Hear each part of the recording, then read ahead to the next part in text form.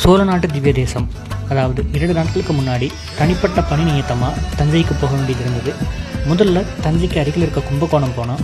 கும்பகோணத்தில் சாரங்கபாணி சுவாமி கோவிலுக்கு போய் சுவாமி தரிசனம் பண்ணணும். முதல்ல உயர்ந்த கோபுரம் வந்து பிரம்மாண்டமாக நம்மளை வரவேற்குது. கோவிலுக்குள்ளே நுழைந்து போகும்போது வாயில் காவலர்களான ஜெயவிஜயர்களின் சிலை பிரம்மாண்டமாக இந்த கோவில் இருந்தது. சுவாமி தரிசனம் பண்ணிட்டு சக்கரபாணி சுவாமி ஆலயத்துக்கு போனோம். அங்கே முன்னமே முடிந்திருந்த தேர் உற்சவத்தின் தேர் மட்டும் இருந்தது. தேரை தரிசனம் பண்ணிக்கிட்டு உள்ளே போனப்போ சக்கரபாணி சுவாமிக்கு திருமஞ்சனம் நடந்தது.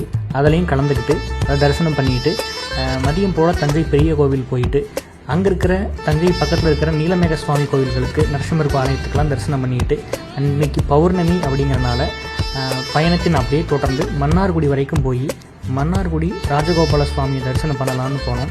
அங்கே வாயிலில் வந்து செங்கமலம் அப்படிங்கிற யானை இருந்துச்சு. யானையை பார்த்து சந்தோஷமாக யானைக்கிட்ட ஒரு செல்ஃபி எடுத்துக்கிட்டு அது டான்ஸ் ஆடுறத கொஞ்சம் நேரம் ரசித்து பார்த்துட்டு உள்ளே சன்னதிக்குள்ளே போக ஆரம்பித்தோம்.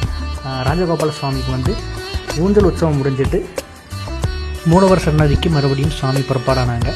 கூட போய் மூலவர் தரிசனம் பண்ணிக்கிட்டு மீண்டும் வந்து செங்கமலம் யானையை பார்த்துட்டு வீடு திரும்பினோம்.